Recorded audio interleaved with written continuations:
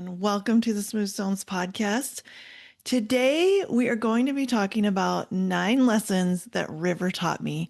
And I want you to stick around for this. And I was thinking, I want to talk about my baby River. River is our second loss.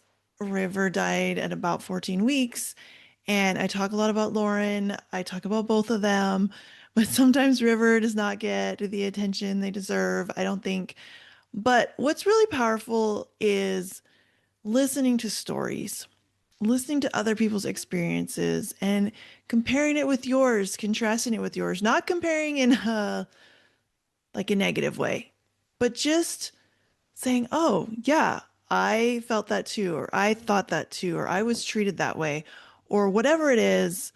Um, I think that there's so much power in sharing our story and listening to other people's stories.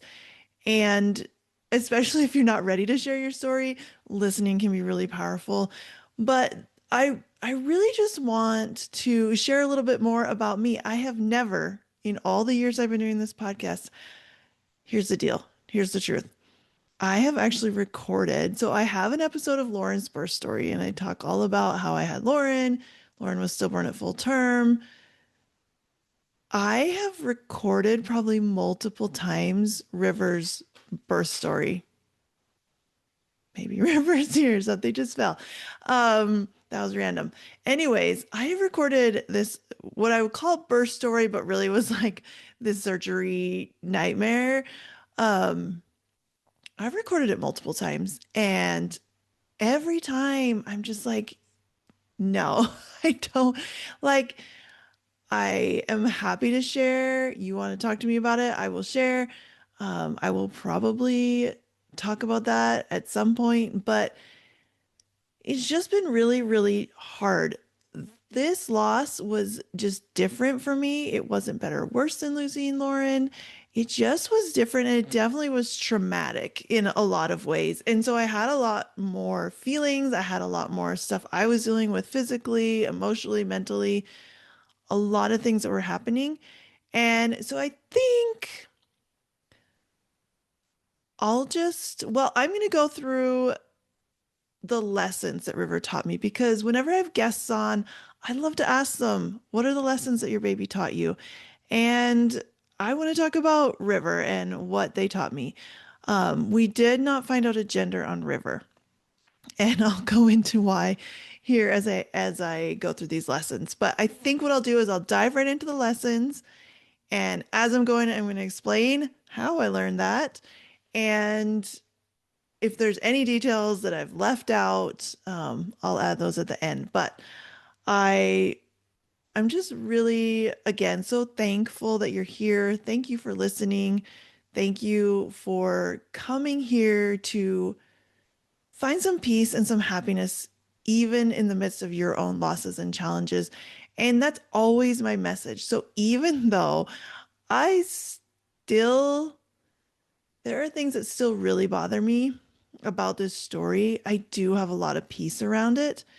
And I want to be that example for you that you can also have peace and joy and happiness around your story, no matter how kind of horrific it might have been or not, right? Lauren's story was devastating, but it was not as traumatic, I don't think, as what happened with River. So let's just start with number one. It is okay to be angry. Well, so many of us are taught that we shouldn't be angry. We should be nice. We should be happy. We should be grateful. We should be, good people, especially good women. We shouldn't be angry. I was incredibly angry after River died. I was angry because this baby died, and I had already lost a baby. I'd had a rainbow baby I was so grateful for. And I had been doing so much work in the baby loss community, and I just thought, this isn't fair. Like, I've already been through the toughest thing ever. And I think some of you can relate because it does seem like these hard things come in waves, or when it rains, it pours. It's like our baby dies, and then there's something else. It's like the something else is just the straw that breaks the camel's back. It's so infuriating, to be honest. And I am not, I don't really get angry. I get frustrated, like I get annoyed with people, whatever. Like I can definitely get grouchy, but I'm not like an angry person. I'm a pretty chill, I'm pretty good to like let people live their lives. And even if I don't agree with it, it's like, whatever, I'm okay with it. I had had trials in my life before, I'd had hard things I've been through, and I was not angry. I wasn't angry with God. I wasn't kind of angry with what had happened. It just was what it was. And I kind of tried to accept things and just roll with it. But with River, I was intensely angry. I'll just list some of the things I was angry about. I was angry, like I said, that they died. It didn't seem fair. I was angry at the timing because we had just seen a great ultrasound. Everything looked good. We just told our kids, and I had been like so sick. And so I was taking that as a really good sign. And then all of a sudden, symptoms lifted. And I was like, yay, I'm in the second trimester. I don't feel like throwing up all the time. Um, and then just to go back and have no heartbeat was just, oh, I was so angry. I was angry because I ended up hemorrhaging and losing a lot of blood during surgery. I was angry that I couldn't stand for a week. I was angry that I chose surgery, even though I felt at the time and the reasons I chose it, like I felt like it was the right thing to do, but I also wasn't given the option to deliver. And I think if I would have been given the option to deliver, I probably would have taken that. But I wasn't. And so I was kind of angry at myself. I was like, I'm in the baby loss community. Like, I know that you can have babies at this age. And it was just, anyways. So I was just kind of angry at myself. I was kind of angry at my medical care. I was angry that they told me this will be 20 minutes and you'll be home for breakfast. And it was not. It was 90 something minutes of them trying to get me to stop bleeding and then a hospital stay. I was angry that we had just moved and nobody knew I was pregnant. And I didn't have the support system that I had when we lost Lauren. Yeah, I was angry at God. I was just beside myself, to be honest. Just couldn't believe that this would happen again. And it was really tough. And I don't know if it was conscious, but I did decide to just be angry for a while. I decided, yeah, I just hung on to that anger. And I don't highly recommend it, but also I do because sometimes we just got to be angry. We got to let ourselves be angry. Like if I could have just screamed into the void, um, screamed, I think I did almost scream at some insurance people because there was like a whole bunch of stuff that went down with the paperwork and the billing, and I was like, heck no, I am not paying for this nightmare because we had really good, like, I'm lucky enough to have really like 100% maternity coverage. And so when I started getting bills, I was like, no, I'm not doing this. But I remember being on the phone with the insurance and just being so upset that not only am I having to be on the phone trying to hold it together, they're not understanding, they're not able to help me. Like, it was just so incredibly frustrating, infuriating, and emotional. Um, and I just didn't want to be doing that at all. And then, oh, and I was angry because we chose surgery because we wanted to do testing, because we wanted to get answers, and the hospital made a mistake, put the wrong code or barcode or something. They labeled um, River's body incorrectly. And after waiting and waiting and waiting, we got no answers. We don't know what happened. We don't know why it happened. We don't know the gender. And you know what? It's okay to be angry about that. It's okay to be angry. So if you're angry about something in your life, in your loss story, something else that's happened around your loss, where it's like, this doesn't seem fair. Like my baby died and, you know, I couldn't I lost my job or like something else happened in your life, it's okay to be angry. I would just say own your anger. Just recognize it's coming from you. It's coming from the way you're looking at some really crappy circumstances. And sometimes the right thing to do is be angry about it. And that's okay. All right, number two, speak up for what you want. The first part of this lesson is I so this was in 2016 and I had talked to a friend of mine and she had done, I don't remember exactly. I think it might be the NIPT. It's some testing, but she was having twins and she had done blood tests at like 9 weeks and she found out the genders and like all kinds of things. And I was like, oh, that's really cool. Maybe I'll do that. And so I had asked my doctor at that point, at 9, 10 weeks, can we do a blood, like, can we do testing on this baby? Can we find out, gender and everything else? And she was like, I don't know what you're talking about. I've never heard of this. And like, come to find out and looked it up. And I'm like, it's a very common, like, well-known test. I think there might have been some discussion of like how much it would cost. And I was like, it's fine. Like, if we had to pay for it, we'd pay for it. And because I really had wanted to know early on the gender. I think partially because this was my second pregnancy after loss, and I just wanted that connection. Yeah, I just wanted to know. And my doctor just kind of brushed it off. And I didn't push harder. And I didn't, again, sometimes we don't, you have someone who's in authority, I guess, and someone who's an expert. And I just didn't take it any further than that. And so when we had the baby, when we had it, and when everything happened and we never did find out a gender or information, which that test might have told us, hey, there's something going on with this baby. Um, yeah, I wish I would have spoken up. I wish I would have. I also could have explored more options. Again, I give myself a ton of grace for this because, like, yeah, I was kind of in the option surgery or wait for it to happen naturally. And I was at home alone with a toddler, just like busy mom stuff. And I just couldn't imagine like trying to have a 14-week miscarriage by myself.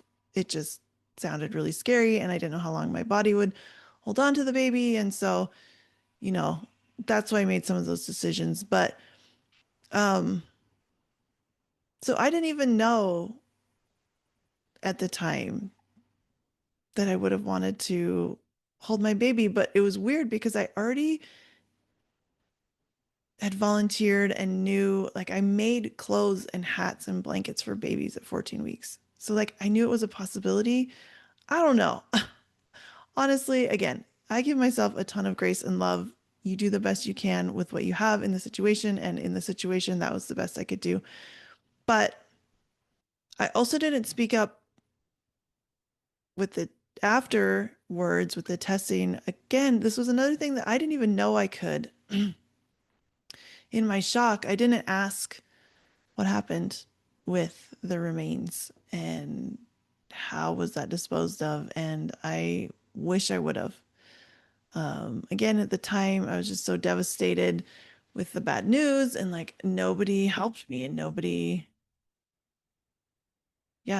said anything. So, um, and there were a couple of things in the hospital too, where it was like there was a point where I needed more blood and they couldn't get a hold of my doctor. And everyone was there like waiting because the doctor had to sign up off on it. So they're trying to give me fluid. I had like no blood pressure. Um, they had already given me a bunch of blood in surgery, but I needed more.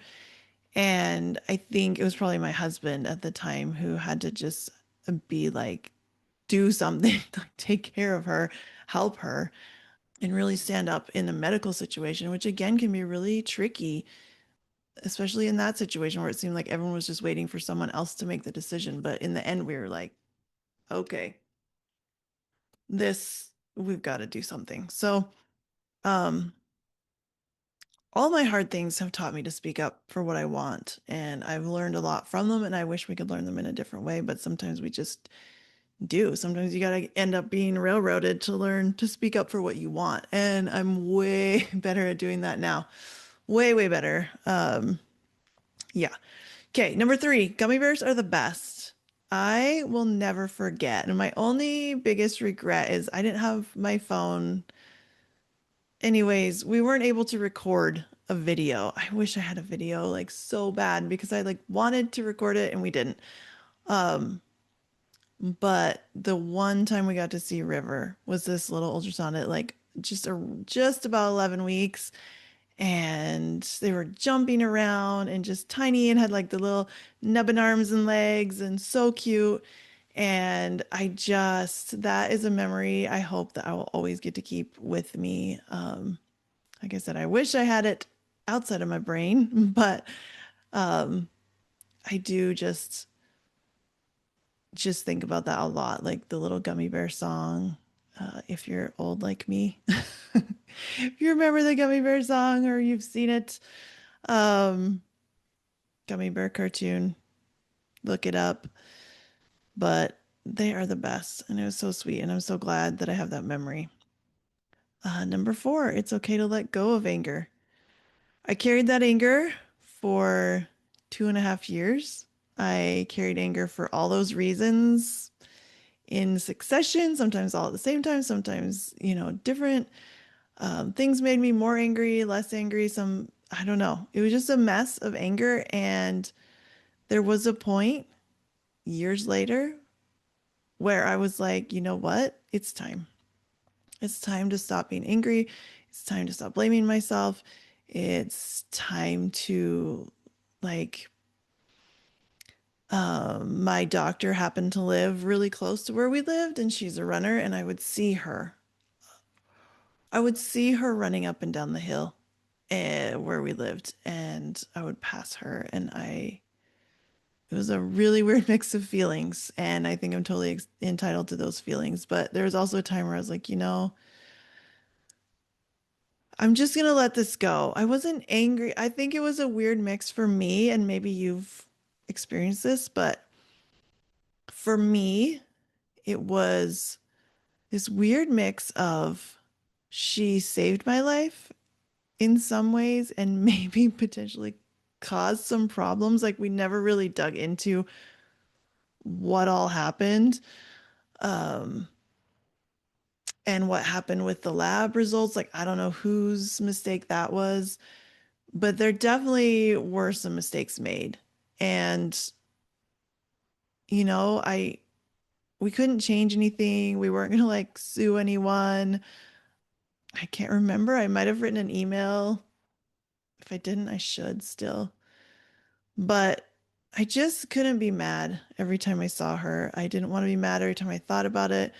I didn't want to keep that anger. I didn't want to blame. I didn't want to carry that anymore.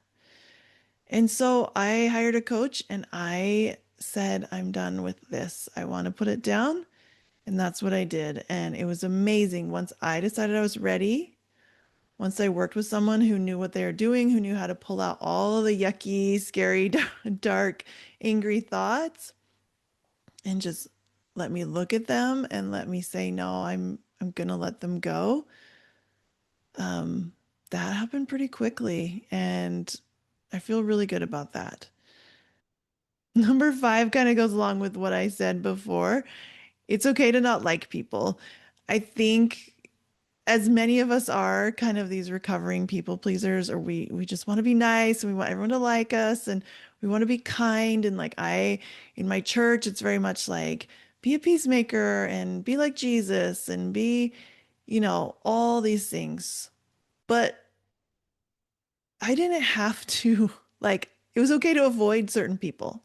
It was okay to not like people, especially some of the medical people, um, to not be a fan and to kind of cut them out of my life. Even though I didn't see them, it was like changing doctors. That was a big thing for me. I was like, okay, I'm not going to go back here. And especially when I got pregnant, I had another rainbow pregnancy after that. And I was like, yeah, I'm not doing anything. We actually live in this small county and there's lots of great People doctors. There's a little hospital there. But I was like, nope. Like I'm going to the big city. I'm going to get the best doctors. I am just like completely not dealing with this system that failed me in so many ways. Because even like the surgery center I went to, I always say it's so crazy. They didn't even give me a pamphlet. Like they didn't give me anything. It's just like you go in pregnant, you go out, and it's like goodbye. There was just no support.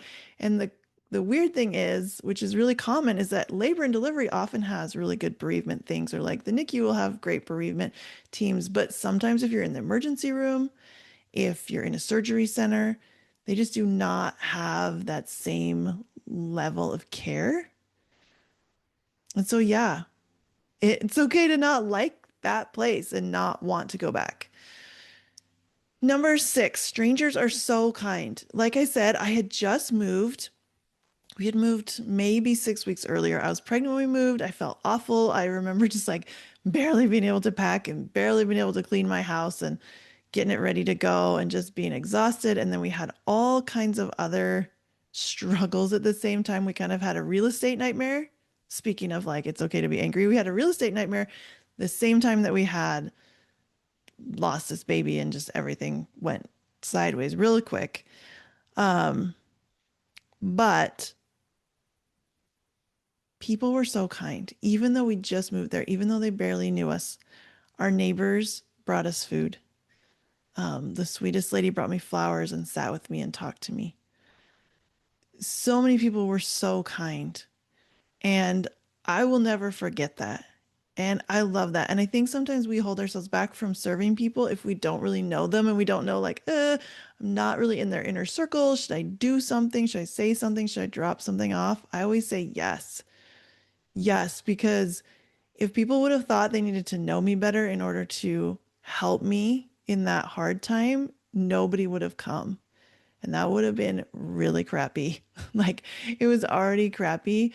Um, but yeah, the service from strangers was absolutely incredible and kind of like this little lifeline that I had. And I'm so grateful for that community.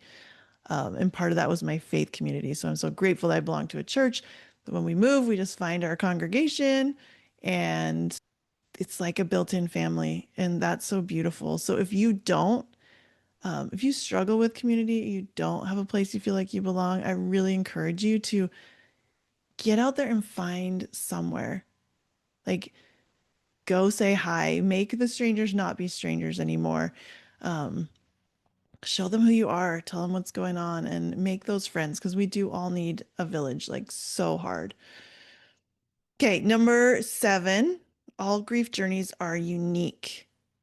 This was a really great lesson for me because, like I said, with Lauren, it was absolutely devastating, like the worst thing.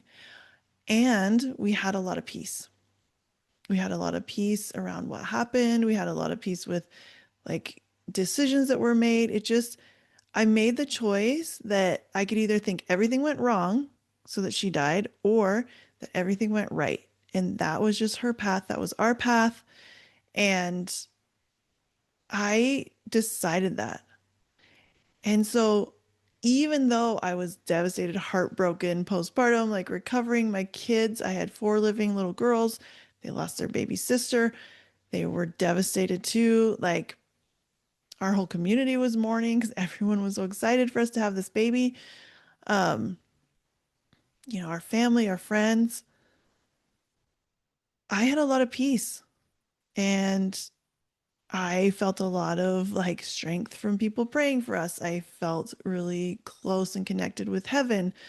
I saw a lot of signs. There was just like, if it's gonna be awful, it was the best version of awful. River, like I said, I was just like, it was hit after hit after hit after hit. I lost so much blood that I could not stand for like an entire week. I was like out. Um, it was terrifying. It was terrifying medically. It was traumatic. It, I didn't have any of that closure. I mean, there, whatever closure means, but I didn't get the opportunity to hold my baby. I didn't get pictures of my baby. I didn't get footprints. I didn't get molds. I didn't get to dress them. I didn't get to know the gender. I didn't, it was like, not only did I lose my baby, but I lost the whole birth experience. I lost so much information and answers. There was, like I said, the anger that came in of like, like, why did this happen? Why are these mistakes being made? Like, what's going on? Um, there was a lot of blame. There was a lot of shame inside my heart because I didn't get the remains. I didn't know what happened. I felt really helpless.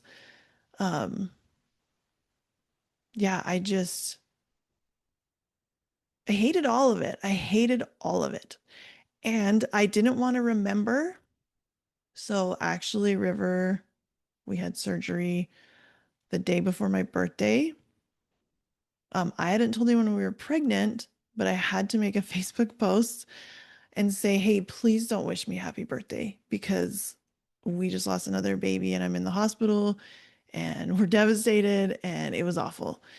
Um, I don't want to remember the day that I went into surgery.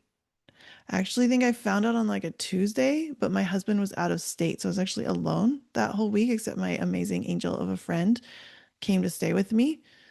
Um, but yeah, I had to wait until Friday, and it was actually Friday the 13th. So I'm always like, don't do it. Don't do surgery on Friday the 13th. But that was the start of my grief journey, was just feeling physically, emotionally, spiritually, just like absolutely knocked unconscious. Like I just, everything was a mess. Everything was hard. Um, it just seemed so unfair. And it's never fair, but that was a big theme, was like, this is not fair. I also didn't identify with the due date, which is actually why I decided to do this episode this week. Because my due date was November 4th, but I had River in May. But because of our history, because we lost Lauren at full term and then we had my rainbow baby, we induced at 38 weeks just to make sure like everyone was mentally and physically okay, including our poor doctor who had been with us through Lauren. Um, I was like, oh, we'll probably have a baby in October. So I didn't really identify with November 4th. I was just like, oh, it'll be sometime in October. But I also, yeah, so I just like didn't identify with the due date. I didn't want to remember the day. So we don't actually have a day. Lauren, we have a birthday, we have a grave, we have like molds and pictures and memories and so many things. River, we have nothing. And so it's been a different journey. It's been different. Um, so all grief journeys are unique, is something that I know is true. And like I said, even if you had the most perfect experience, you might be absolutely angry and devastated. Like you might have the different circumstance, same feelings, like all jumbled together, whatever it is, like it doesn't matter because it's just we are unique. Each time is unique. I see this sometimes with recurrent loss. People are like, "Oh, I've done this before. Like I should like know how to grieve my third baby better than I grieve my second or something." It's so weird. No, you've never lost three babies before. You've never lost four babies before. You've never lost a baby at this time. You've never had surgery. You've never had a baby this far along that you lost. Sometimes people have early miscarriages and then they get to like third trimester and then they lose the baby. And it's like, oh my gosh, like everyone is so unique. And so every grief journey is unique. So please be compassionate with yourself. Number 8, miscarriages deserve care too. Like I said before, being in a outpatient surgery center for this whole thing, even though I ended up in the hospital, it was like they put me in the hospital for blood loss, not for baby loss. And so again, they're just like there wasn't care, there wasn't anything, and there was no support, there was no comfort items, there was no memory items, there was no acknowledgement that this baby existed. And I know that everywhere is different, but I've actually talked to many, many, many hospitals, and I know that this kind of probably is a problem because in a lot of places, or like if you had the baby at home, sometimes they just send you home and they don't really give you information or like there's just like so many stories. There's so many ways that we don't get the care that we deserve when we're experiencing miscarriage. And so I hope that each one of us, and if that's been on your heart to help, that we can help make a difference, that we can speak up, that we can donate, that we can do things. I have a sweetest friend who started actually making little miscarriage kits. It had like a little tiny hat, a little tiny blanket, and a little pamphlet, and she donated it to the surgery center. Now, a lot of times they'll say, well, we don't have space to store it, or we can't do this, we can't do that. Well, figure it out. Honestly, most places are pretty receptive overall. If you want to serve in that way, if you want to donate miscarriage kits, or if you work for like you have a support group or something and you want to share information, like get in those emergency departments, get in those OBGYN offices, get in the surgery centers, because that I feel like is a spot, at least in the United States, where these babies slip through the cracks and these families slip through the cracks because we just don't get the care. So, like I said, where with Lauren, we had such sweet care. With River, it was complete opposite.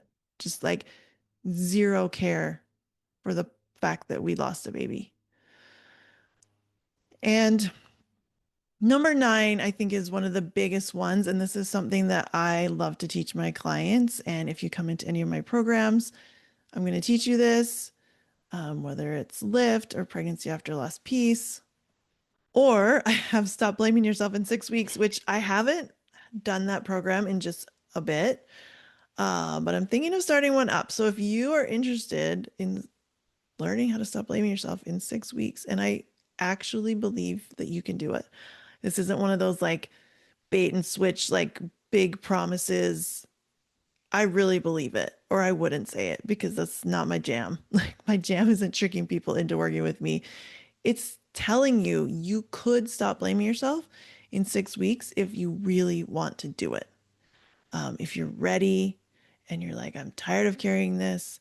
So reach out to me, Instagram or excuse me, or email Amy at smoothstonescoaching.com, because I think I'm going to do another one. And that's a really beautiful thing. So um, you can stop blaming yourself. I think because it was so easy with Lauren, like, of course, our first thought was, what did we do? What did we do? How did we cause this? But I pretty easily was like, no, that's not it. And even if it is, I'm not going to blame myself. Like, even if we messed up because we like went for hikes and drove down a bumpy road, I just was not going to continue blaming myself. Um, with the river, I really had to learn that lesson, and it was a long, long, long lesson, um, where I had a lot of blame and a lot of shame. But I can tell you with 100% certainty, you can. Even if you straight up know you did cause the death of your baby, like it is your fault, which most of the time, you know what, it really isn't. Like things happen, life happens, bodies happen, like there's just so many factors that go into getting a living baby here and keeping them alive until adulthood. But even then, you can stop blaming yourself, because we feel like if we just punish ourselves enough, somehow that'll fix it, or that'll make it better, or that'll kind of vindicate what happened. But you're really just punishing yourself. You're punishing everyone around you who needs you, who loves you, who needs you to shine and be the light that you are. And you're holding back. You're holding back from living the full, beautiful life that you could have when you're stuck blaming yourself forever. So I'm going to encourage you and say again, you can stop blaming yourself whenever you're ready. If this is speaking to you right now, please reach out, um, and I will help you. But the thing I want to say about River, I didn't get to see them. I didn't get to see their little fingers and toes, their little face. I didn't get to know if they were a boy or a girl. Um, we chose the name River because we're kind of outdoorsy, so we picked a gender neutral nature name. My living kids voted on it, and I love it. And I can't wait to find out more about River. But especially this time of year, especially in October, um, you know, just thinking about them. I don't have a grave for them. I don't. I do have a little shadow box with a little hat and a blanket that I had made, even though I knew I would never get to wrap my baby in it. We still have it, and we have a little block in there, and it says, "You are loved." And I think that's maybe the bonus lesson number 10. I picked 9 because River would be 9. I think I forgot to say that, but River would be 9 this year. But the bonus lesson is that, like, love literally conquers all things. And the love in a family, the love for a baby, the love of a parent for their child lasts forever. And it's so strong. And it's that love, not the blame, not the shame, not the grief, not the sadness, that is your connection to them. And so I hope that even one of these lessons has spoken to you. And I'd really encourage you, think about your baby. What are the lessons that they taught you?